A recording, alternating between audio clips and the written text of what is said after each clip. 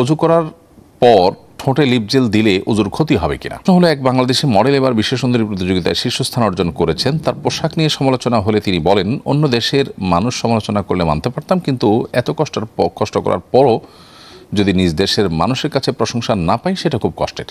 আর বিকেই না পড়লে আমি তো টপ 30-তে থাকতেই পারতাম না। প্রশ্ন হলো, এই ধরনের অর্জন কি সত্যি দেশের কোনো সুনাম বয়ে আনে? চলুন তাহলে আর বিলম্ব না করে আমরা ইতিমধ্যে যে সমস্ত প্রশ্ন পেয়েছি সেগুলোর উত্তর দেওয়ার পালায় প্রবেশ করি।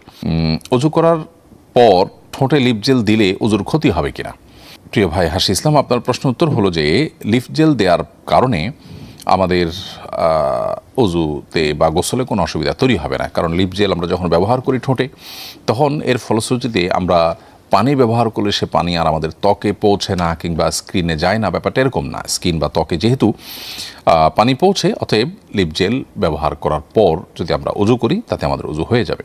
তবে যদি অতিমাত্রায় ব্যবহার করা হয়, অনেক বেশি গাঢ় দেওয়া হয়, যার ফলে চামড়ায় পানি পৌঁছে না এরকম মনে হয়, তাহলে সেক্ষেত্রে সেটা একটু ডলে পরিষ্কার করে ফেলা উচিত। এরপরে প্রশ্ন হলো, এক বাংলাদেশি মডেল এবার বিশ্ব সুন্দরী প্রতিযোগিতায় শীর্ষস্থান অর্জন করেছেন। তার পোশাক নিয়ে সমালোচনা হলে তিনি বলেন, অন্য দেশের মানুষ সমালোচনা করলে মানতে পারতাম, কিন্তু এত কষ্ট করার পরও যদি নিজ দেশের মানুষের কাছে প্রশংসা না পাই সেটা খুব কষ্টের। আর বিকেই না পড়লে আমি তো টপ 30-তে থাকতেই পারতাম না। প্রশ্ন হলো, এই ধরনের অর্জন কি সত্যি দেশের কোনো সুনাম বয়ে আনে? আর তার এই কর্মকাণ্ডের পর দেশের মানুষের প্রতিক্রিয়া কী হচ্ছে ছিল? দেখুন, আজকের পৃথিবীতে মর্যাদা সম্মানের যে সমস্ত মাপকাঠিগুলো পৃথিবীর কর্তারা ঠিক করে দিয়েছে, সেগুলোকে আমরা আমাদের মর্যাদার মাপকাঠি ধরে নিয়েই অগ্রসর হই এবং সেগুলোর কারণে আমরা নিজেদেরকে সম্মানিত কিংবা অসম্মানিত বোধ করি। অথচ একজন মুসলমানের মর্যাদা এবং অমর্যাদার মাপকাঠি আল্লাহ সুবহানাহু ওয়া তাআলা ঠিক করে দিয়েছেন। আল্লাহ বলেছেন, ইন্না আকরামাকুম ইনদাল্লাহি আতকাকুম, তোমাদের মধ্যে সবচেয়ে সম্মানিত সে ব্যক্তি যে ব্যক্তি সবচেয়ে বেশি তাকওয়াবান। একজন ইমানদার আল্লাহর অবাধ্যতার পথে অগ্রসর হয়ে তিনি সম্মানিত বোধ করবেন অথবা সেখানে কোনো কিছু জিতে নিজেকে শ্রেষ্ঠ মনে করবেন, এটি কোনো মুসলমানের কাজ হতে পারে না।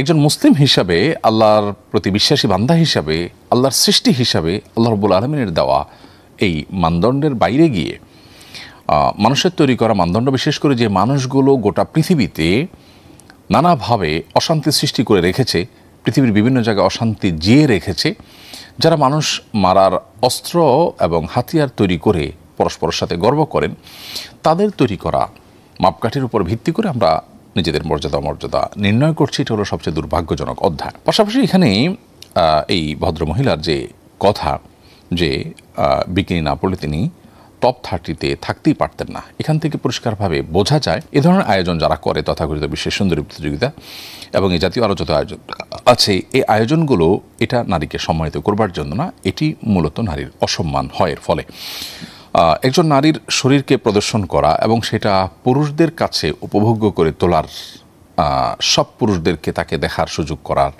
করে দেওয়া, এটা নারীর জন্য কখনো সম্মানজনক বিষয় হতে পারে না।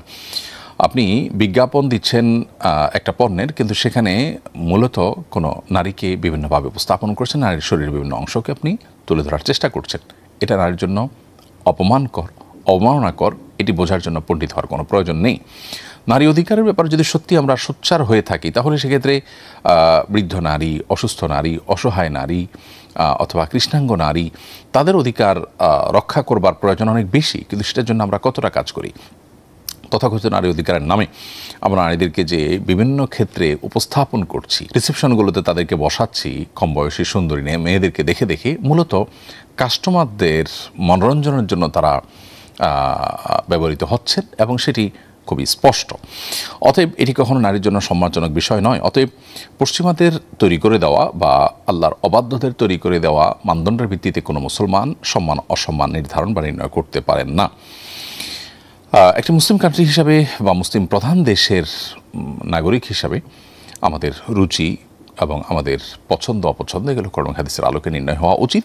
দিন শেষে আমাদের আল্লাহর কাছে যেতে হবে, তার কাছে জবাবদিহি করতে হবে। একটা দেশ হিসাবে আমরা বহু জায়গায় পিছিয়ে আছি এবং সেখানে কাজ করবার যথেষ্ট সুযোগ আছে, কিন্তু সেই জায়গাগুলোতে আমাদের কাজ করবার তেমন কোনো মুরুদ দেখা দেয় না।